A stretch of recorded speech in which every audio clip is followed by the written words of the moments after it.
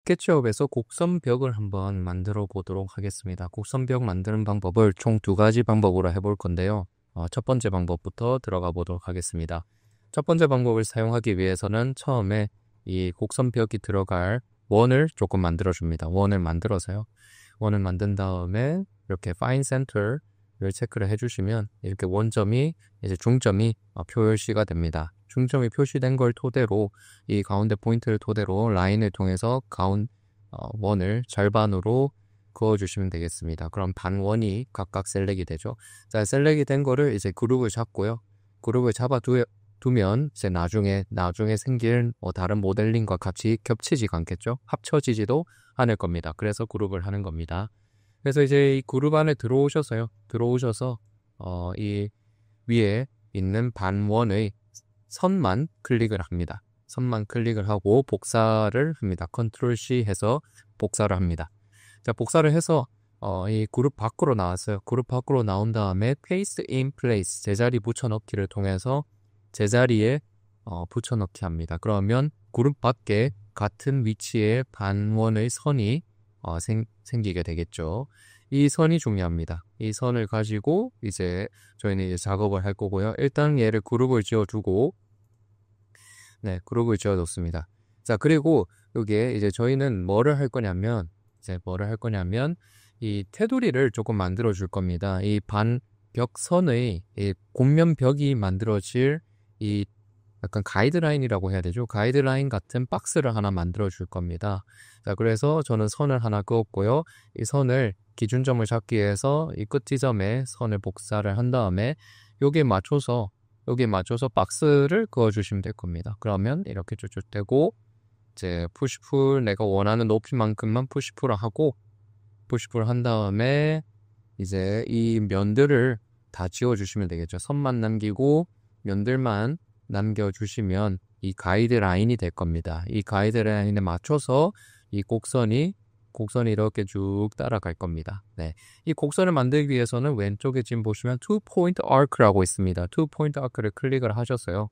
사이즈를 80 정도로 맞춘 다음에 각각 첫 번째 포인트, 두 번째 포인트 하고 이제 이쪽에 그래서 이 가이드라인을 만든 겁니다. 이 가이드라인에 딱 맞춰서요. 그러면 이 Z값, 이 XY 좌표 값이 같겠죠. Z값만 다르고 이런 식으로 가서 만듭니다. 그러면 이렇게 하면까지 하셨으면 이 벽체 가이드라인을 모두 이제 일을 다 했습니다. 얘는 지워주셔도 됩니다. 이쪽에 들어오셔서 결국은 이 선 안에서 이제 만들 거기 때문에 이 선에 아까 만든 그룹 안에 들어오셔서 마찬가지로 Paste in Place를 한 모습입니다.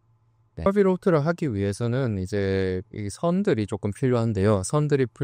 일단 면을 조금 만들고 가면 좀 좋습니다. 그래서 만들 수 있는 면에는 이렇게 면을 좀 선을 그어서 면을 만든 다음에 그런 다음에 이제 이쪽에 딱 가운데 부분 있죠. 가운데 부분에서 선을 쭉 올려줍니다. 쭉 이렇게 하면은 기울어져 있죠. 이렇게 하면 안 되고요. 딱 가운데 지점에서 딱 블루 포인트 딱 잡히도록 이렇게 해야 딱 끊어지게 나옵니다. 이렇게 끊어지고 딱 선이 3개가 돼야 커비로프트는 발동이 됩니다.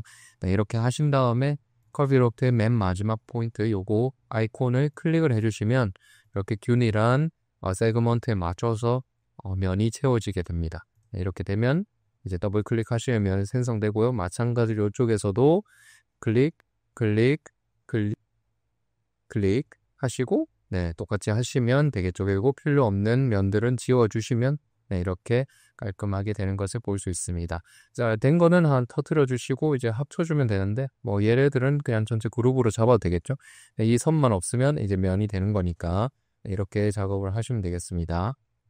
그리고 마지막으로 여기서 이제 조인트 푸시풀을 통해서 벽체를 이제 두께를 조금 줄 겁니다. 얘를 이제 조인트 푸시풀 프레도 6의 조인트 푸시풀을 통해서 바로 이렇게 쭉 당겨 주시면 내가 원하는 만큼 벽체의 두께를 조절할 수도 있게 됩니다.